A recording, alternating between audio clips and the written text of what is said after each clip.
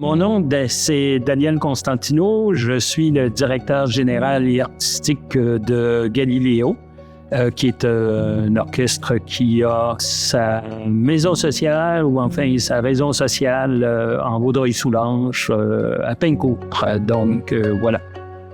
Pour ce concert-là, l'orchestre travaille en collaboration avec l'Atelier lyrique de l'Opéra de Montréal. L'histoire ressemble, en fait, veut faire le tour de ce que la ville de Rome, d'ailleurs qui est dans le titre, a connu à titre de succession d'empereurs et d'impératrices ou de conjointes d'empereurs d'une période qui va de Jules César et ses successeurs. Et ça essaie de faire le tour des moments dramatiques qui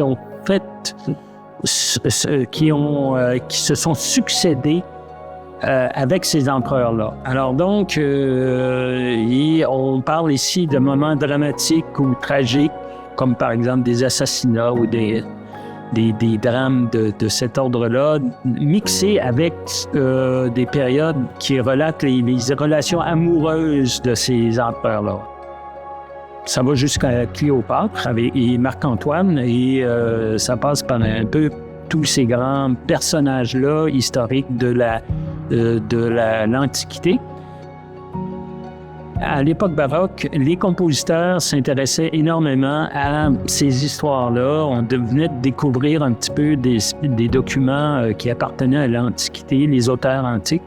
Et on redécouvrait ça à l'époque en 1600, dans les années 1600. Et les compositeurs se basaient beaucoup sur ces histoires-là pour écrire des livrets, c'est-à-dire les paroles des opéras. Et donc, le montage de Rome, d'amour et de sang, relate ces histoires-là. Elle parle d'amour et de tragédie, mais elle est tout à fait, comment je pourrais dire, elle se rattache à ce qu'on connaît de Vivaldi, par exemple les 4 saisons, ou de Handel, par exemple le Messie. Alors, c'est de la musique de ces époques-là qui ressemble beaucoup à celle que je viens de vous nommer. Donc, c'est pas du tout rébarbatif, comme même si le sujet semble un petit peu tragique sur les bords, la musique l'est pas du tout. Alors, on a affaire à des airs très chantants, extrêmement inspirés. C'est très inspiré, très léger souvent. Et puis, qui est la caractéristique de la musique baroque. La musique baroque n'est pas une musique difficile à écouter, au contraire. C'est quelque chose qui s'écoute de façon très, très naturelle. Et les compositeurs qu'on présente, Vivaldi, Haas, Handel, on présente aussi du Rameau, on présente du Lully.